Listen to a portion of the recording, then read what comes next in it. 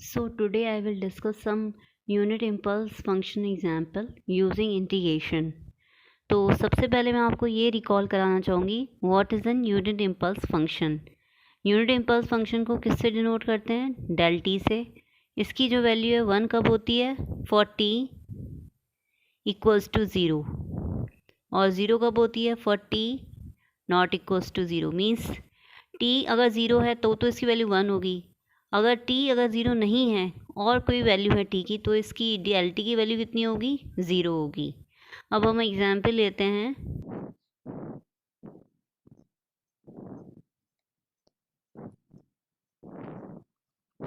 अब सबसे पहले इस क्वेश्चन को सॉल्व करने के लिए हमें डेल टी देखना पड़ेगा। इसकी जो वैल्यू है 1 जो है इस इंटीग्रेशन लिमिट में लाई करती है कि नहीं करती है। तो डेल टी की वैल्यू जो है टी इक्वल्स टू 0 पर 1 होती है। तो टी की जो 0 वैल्यू है टी इक्वल्स टू 0 इस इंटीग्रेशन लिमिट में लाई करता है? नहीं करता। इसका मतलब है डेल टी 1 नहीं होगा -5 to -3 की लिमिट में। इसका मतलब जो है डेल टी जो है वो 0 रहेगा -3 to -5 के बिटवीन, इसलिए आंसर होगा वो 0 होगा। अब हम सेकंड क्वेश्चन लेते हैं।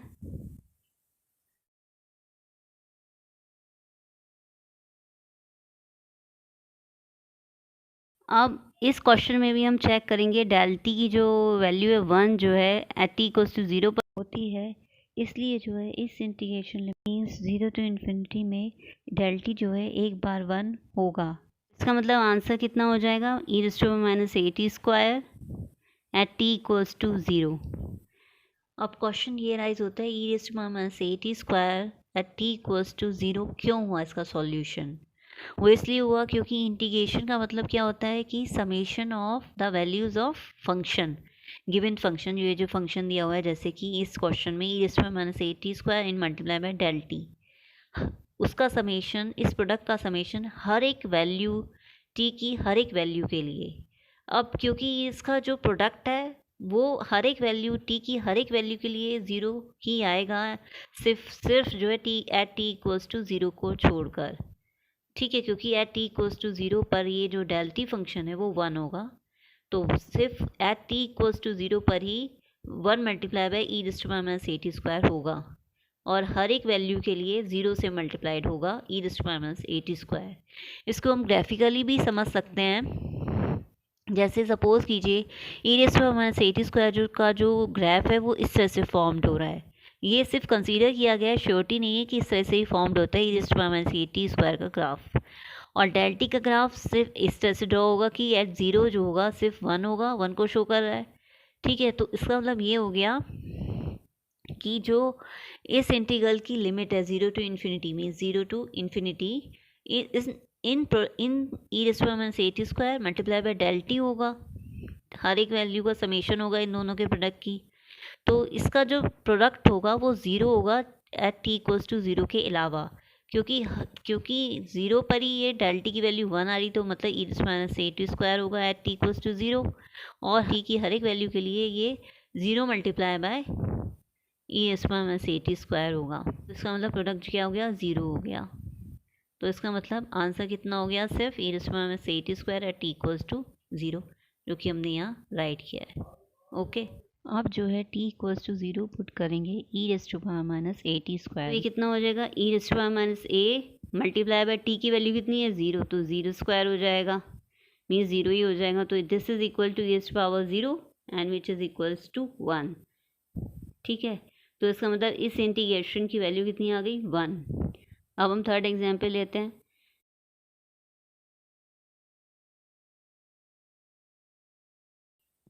अब फिर से हम देखेंगे डेल टी माइनस 2 जो है इस इंटीग्रेशन लिमिट में लाई करता है कि नहीं करता।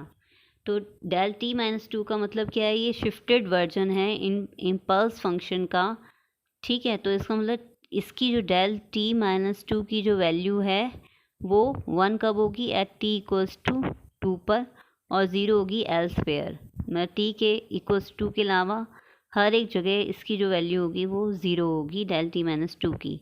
तो इसका मतलब इसका आंसर कितना हो जाएगा? t minus 4 whole square at t equals to 2। अब क्वेश्चन ये राइज होता है कि इस क्वेश्चन में t इक्वल्स टू 2 पर आंसर आया, अबव क्वेश्चन में टी इक्वल्स टू 0 पर आंसर आया था, वो इसलिए क्योंकि डेल टी माइनस 2 की वैल्यू जो है टी इक्वल्स टू 2 पर 1 होगी।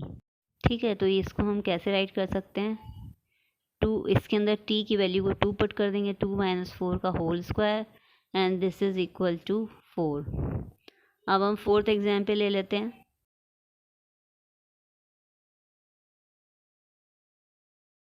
हम फिर से देखेंगे डेल टी जो है 1 जो है इस इंटीग्रेशन लिमिट में कब होता है। तो डेल टी की वैल्यू 1 जो है एट t इक्वल्स टू 0 पर 1 होगी। तो इसका मतलब इसका आंसर कितना हो जाएगा? e to power minus j omega t at t equals to 0 which is equal to t की वैल्यू को 0 पुट कर देंगे तो ये कितना हो जाएगा? ये 0, इसकी वैल्यू हो जाएगी 1। अब हम फिफ्थ क्वेश्चन लेते हैं एक।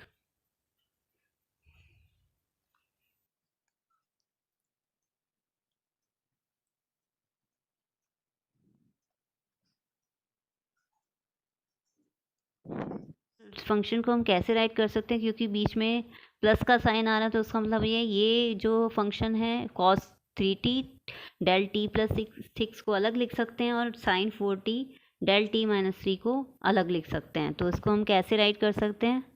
-2 4 cos 3t del t plus 6 dt plus -2 to 4 sine 4t del t minus 3 dt। वो फर्स्टली हम ये देखेंगे डेल टी प्लस 6 जो है वो 1 जो है इस इंटीग्रेशन लिमिट में कब होता है। तो डेल टी प्लस 6 की वैल्यू जो है 1 कब होगी? फॉर टी इक्वल्स टू -6, और एल्स वेयर क्या होगी? वो 0 होगी। इक्वल्स टू -6 की वैल्यू के अलावा हर एक वैल्यू के लिए जो डेल टी प्लस 6 है वो 0 होगा। इक्वल्स टू -6 इस जो इंटीग्रेशन लिमिट में लाई नहीं करता क्योंकि ये -2 आ रहा है। ठीक है, इस इंटीग्रेशन लिमिट में लाई नहीं करता, तो इसका मतलब ये हो गया इसका जो रिजल्ट होगा वो 0 होगा, सिर्फ इस इंटीग्रेशन का। अब इस इंटीग्रेशन में देखते हैं डेल टी माइनस 3 की जो वैल्यू है वो 1 इस इंटीग्रेशन लिमिट में होती है कि नहीं होती। मीन्स -2 to 4 की लिमिट में। तो डेल टी माइनस 3 जो है वो 1 कब होगा? 40 इक्वल्स टू 3। ठीक है, और 0 कब होगा? 40 नॉट इक्वल्स टू 3।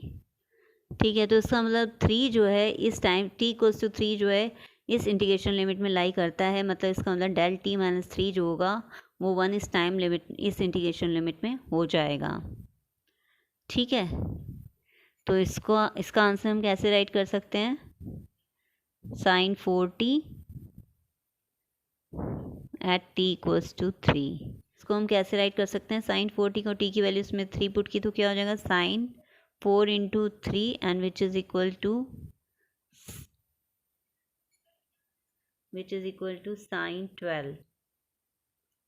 ठीक है, तो इसका मतलब 0 से सिंपली इसका एडिशन हो जाएगा sin 12 का, क्योंकि इस इंटीग्रेशन की जो वैल्यू थी वो 0 थी, तो इसका मतलब आंसर कितना हो जाएगा? sin 12।